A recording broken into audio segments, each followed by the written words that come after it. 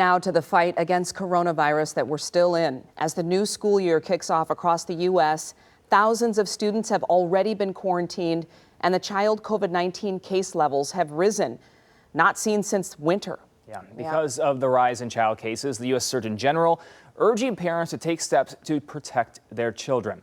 Our chief health editor, Dr. Partha Nandi, joins us now with the details. Dr. Nandi, thank you so much for joining us. What precautions did the Surgeon General stress the most?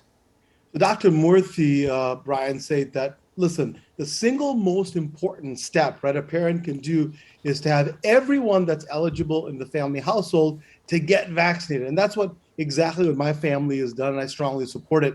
And right now, only people who are age 12 and up can get vaccinated, right? This means there are about 28 million kids who are not old enough to get the shots, but we can really lower their risk if we surround these kids with vaccinated people. Of course, there'll still be some risks at school, but the CDC has layers of protection in place that are going to be very helpful, like wearing masks. We've talked about that, making sure that buildings are properly ventilated, and regular testing. Additionally, parents, I should not overlook minor symptoms that may show that kids may have pre-COVID. So if your child has a cough, runny nose, don't assume it's just a minor cold. Keep them at home. Speak to your doctor to rule out COVID. That would be important. Doc, I want to get your thoughts on whether you think too many parents are not taking COVID seriously enough, considering the evidence that more kids are getting infected.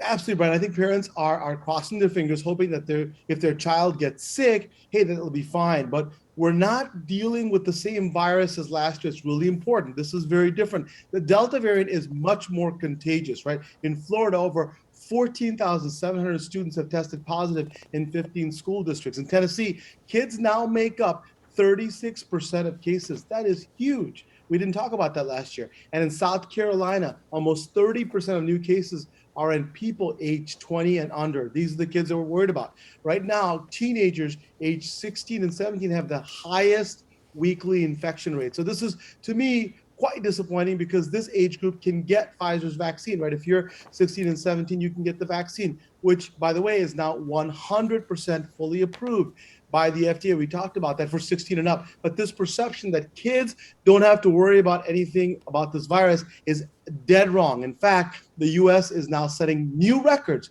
we don't want to set for pediatric hospitalizations right now. COVID-19 is not harmless, right? Hundreds of kids have gotten sick and have actually died. And vaccination, to me, is the key. It protects against serious illness and health. We've been talking about this. I know we're still months away for vaccination for my kids who are between 5 and 11, but I strongly encourage anyone that's age 12 and over to get vaccinated as soon as I can, and those who can't really follow the precautions. That's how we're going to get through this, and that's how we're going to protect our kids as well as the community. All right, Doctor, our gratitude to you as always for lending us your expertise.